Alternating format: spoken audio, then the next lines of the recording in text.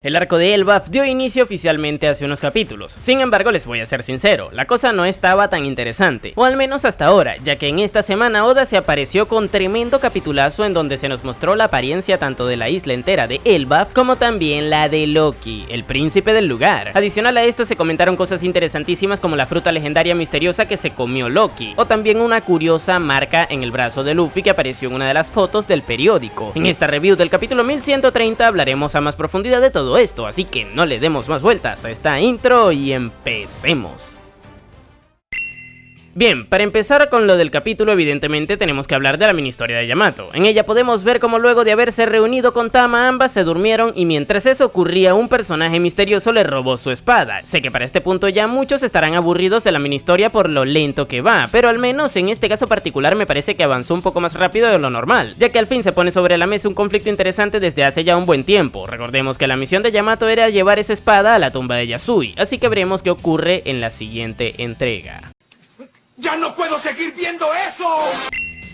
Y ahora sí, empezando con lo ocurrido dentro del capítulo como tal, el mismo inicia con el frente del resto de los sombreros de paja que se encontraban con la tripulación de Dory y Brogy. Ahí Franky tuvo la voz de mando del grupo y les pidió a los gigantes que detuvieran la búsqueda del resto de sus nakama, es decir, del grupo de Luffy. Esto porque según Brook ya se habían acabado toda la comida del barco y sin recursos eventualmente quedarían varados en el mar. Robin por su parte comentó que confiaban plenamente en que el resto se reuniría con ellos en Elbaf. Ante esta situación Dory y Brogy aceptaron la petición y se encaminaron todos al lugar de su origen. Esta parte del capítulo me gustó bastante, ya que vimos como los 4 miembros de la banda más opacados interactuaron por su cuenta dándole una solución a esta situación, demostrando así que de lejos son los más maduros de la tripulación. Sí, bueno, ¿quién tiene hambre?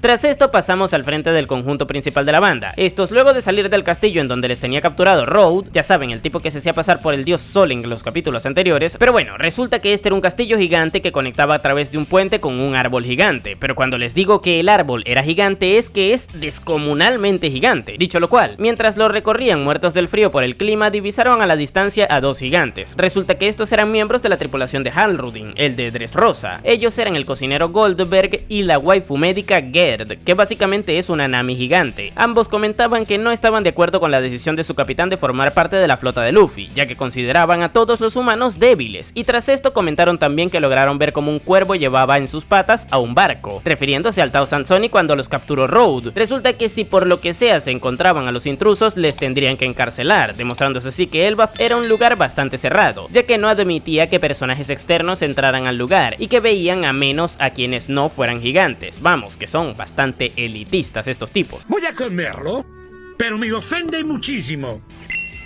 Pero bueno, tanto Luffy como el resto al verles se escondieron y lograron no ser descubiertos. Tras esto continuaron recorriendo el puente y Luffy se inquietó bastante por algo que sintió. Como ya sabrán, el protagonista tiene la capacidad de percibir la voz de todas las cosas, y en este caso se dio cuenta desde que se despertó en el lugar que había alguien provocando un poderoso rugido desde la distancia, por lo que decidió separarse del resto para buscarlo. Vamos, para los veteranos leyendo One Piece, nuevamente Luffy se va a meter en un problema bastante grande porque siempre que esto ocurre acaba cometiendo algún crimen de guerra en el lugar en donde se encuentra. Y ya verán que esta no será la excepción.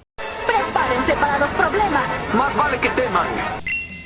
Pero volvemos al barco de Dory y Brogy, ya que estando ahí todos se enteraron de las nuevas noticias del diario de Morgans, y contrario a lo que muchos pensaron, entre ellos me incluyo, los Mugiwara no recibieron un aumento de recompensas tras el incidente de Egghead, y esto tiene una explicación lógica. Primero es que aparentemente era demasiado pronto para que se las aumentaran, ya que solo habían pasado a lo mucho un par de semanas de recibir las que actualmente tienen luego de lo ocurrido en Wano, y segundo, es probable que el gobierno quiera ocultar todo lo que pueda referente a lo ocurrido en la isla del futuro, y si eso implica minimizar el peligro que actualmente supone Luffy, pues lo hará. Ahora, esto no fue impedimento para que se las aumentaran a Dory y a Brogy, quienes se habían mantenido con unas bastante bajas durante 100 años, pasando de valer 100 millones cada uno a 1800 millones, demostrando así que el incidente en sí mismo fue algo bastante problemático para el gobierno, puesto que fue un aumento sumamente grande. Dicho lo cual, Robin observó una foto de Luffy que le tomaron cuando estaba en su quinta marcha, y en ella se le vio una X en el brazo izquierdo, cosa que le pareció sumamente extraña. Luego de eso nadie comentó nada al respecto. Sin embargo, como ya se podrían imaginar, imaginar, esto tiene que ver con la X que en su momento se hizo la banda en Arabasta, la cual simboliza la amistad que tienen con Vivi, y como no podría ser de otra manera, es la misma princesa de Arabasta quien actualmente se encuentra en la sede del periódico, por lo que la explicación más probable es que haya sido ella quien colocara esa marca en los periódicos para mandarles una especie de mensaje a los Mugiwara, quizás con la intención de avisarles que estaba con Morgans. Para su mala suerte, ningún miembro de la banda que estuviera de su lado en Arabasta podría leer el periódico, ya que los 5 tripulantes iniciales estaban en Elbaf y no ahí. Trágico, trágico.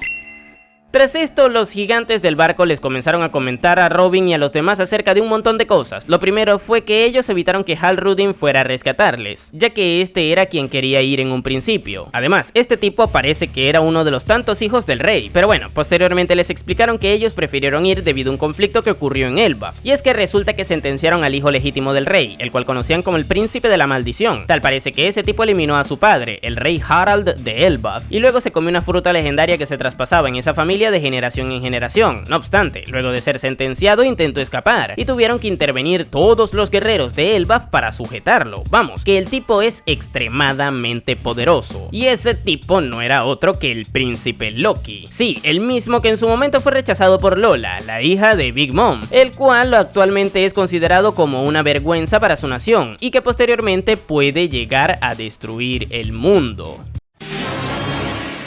No. No.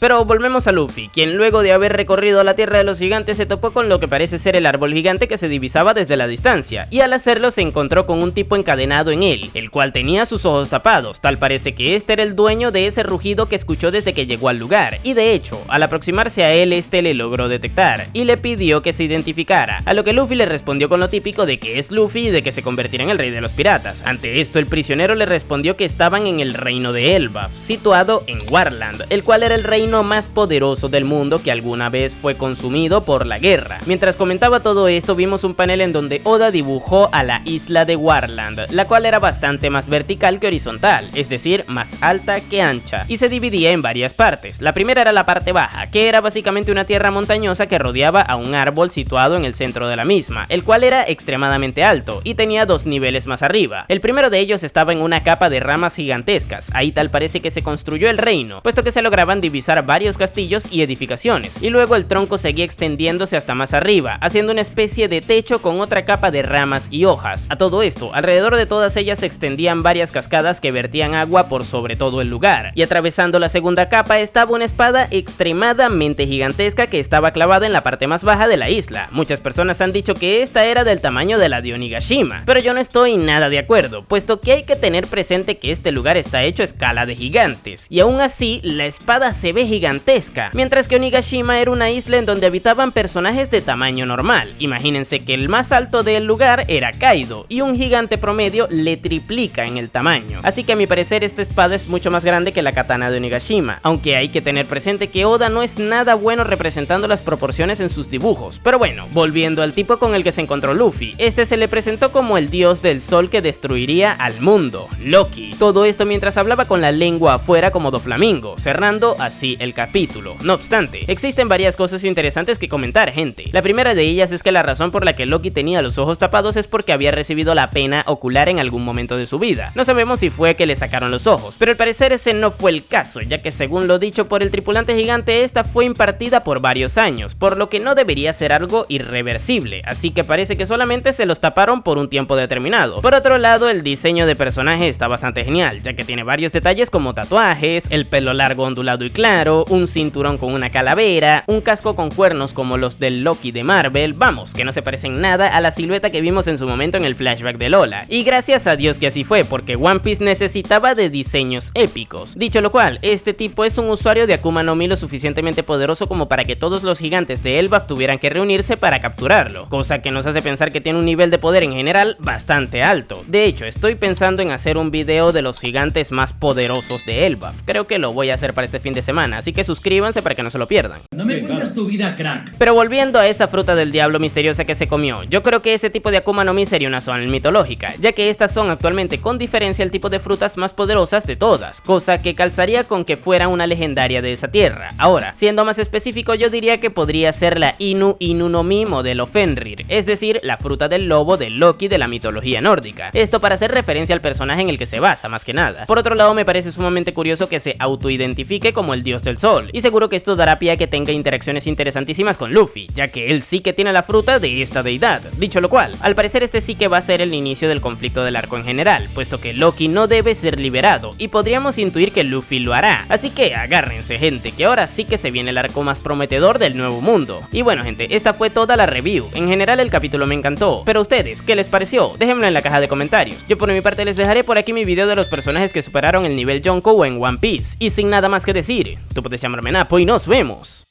en el siguiente video.